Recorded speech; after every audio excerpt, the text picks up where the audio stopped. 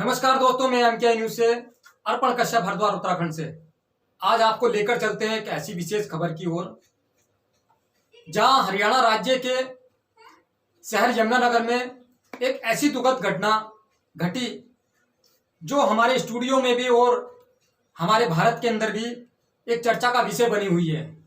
आज हमारे स्टूडियो में इसी विषय पर चर्चा के लिए विकास मंच के प्रदेश अध्यक्ष प्रदीप बहुत जी भी मौजूद हैं।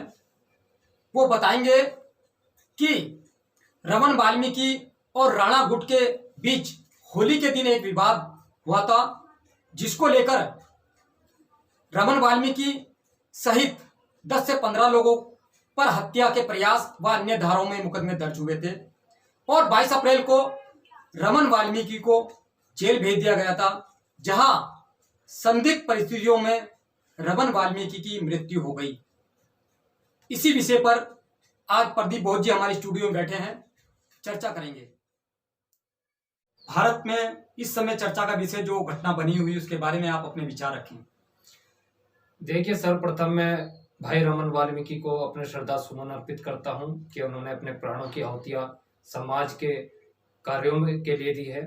भाई रमन वाल्मीकि हमेशा से ही अपना हर कार्य, अपना जीवन समाज के कार्यों में समर्पित करते आए हैं।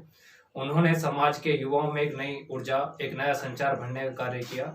उसी के साथ साथ कुछ ऐसी दलित विरोधी ताकतें उनके पीछे लगी हुई थी जो दिन प्रतिदिन और हर डोर टू डोर उनका विरोध करती थी।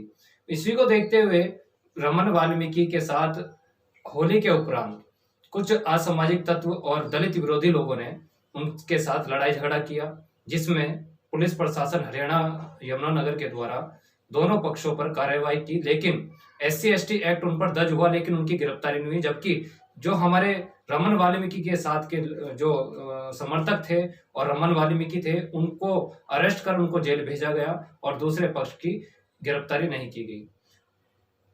25 या 26 में उनकी गिरफ्तारी हुई। उसके उपरांत जेल से सूचना परिजनों को दी गई कि उनकी हार्ट अटैक से मृत्यु हो गई। साथ ही बड़ा ही दुर्भाग्यपूर्ण का विषय है, बड़े ही दुख का विषय। एक हंसमुख और तंदुरुस्त व्यक्ति जो 2 दिन में ही जेल जाता है और 2 दिन के बाद उसकी मौत की खबर उसके घर पहुंचती है, तो कहीं ना कहीं हरियाणा सरकार और जेल प्रशासन और वहां का जिला प्रशासन संदेह के दायरे में है।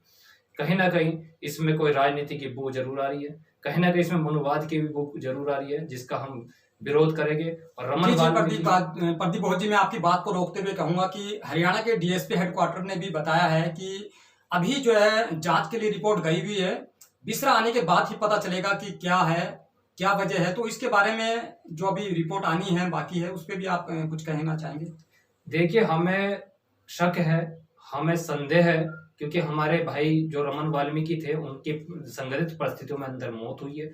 तो हमें विश्वास नहीं है कि प्रशासन और सरकार अपने निष्पक्षतापूर्ण से कार्य कर रही है, क्योंकि अगर इस प्रकार से करती तो आज रमन वाल्मीकि हमारे बीच में जरूर मौजूद होते। आज उनकी जो मृत्यु हुई है वो सरकार की कहीं ना कहीं लापरवाही की वजह से हुई है। मनुवाद जो हैवी है दलितों के ऊपर, तो उसकी वजह से को देखते हुए हमें काफी संदेह, इस चीज पे भी डाउट हो रहा है कि कहीं ना कहीं ये रिपोर्ट बदल भी जा सकती है। आप उनके परिवार को इस दुखद घटना के विषय में कुछ कहना चाहेंगे?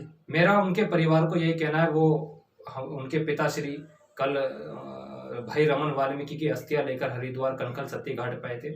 हम यहाँ से अपने लोग गए, यहाँ से उनको रिसीव कर वहाँ पर और उनकी अस्थियां विसर्जन वहाँ पे कराई और नम आंखों से विदाई दी। साथ ही उनके पिताजी से भी हमारी 2 टूक बात हुई है और हमने पूर्णतः विश्वास दिलाया है कि लॉकडाउन के बाद या लॉकडाउन के रहते भी जिस प्रकार की मदद और जिस प्रकार का सहयोग भाई रमन वाल्मीकि को न्याय दिलाने के लिए हमारे से बनेगा और करना पड़ेगा, तो हम किसी भी तरीके से पीछे नहीं हटेंगे। इस अन्याय के खिलाफ, इस गलत कृत्य के खिलाफ हमारा समाज का संपूर्ण भारत वाल्मीकि समाज सड़कों पर उतरकर आंदोलन करेगा और दोबारा कोई रमन वाल्मीकि के साथ इस प्रकार की घटना ना हो, इसलिए सबक देना और इससे सबक लेना अब समाज के लिए जरूरी हो।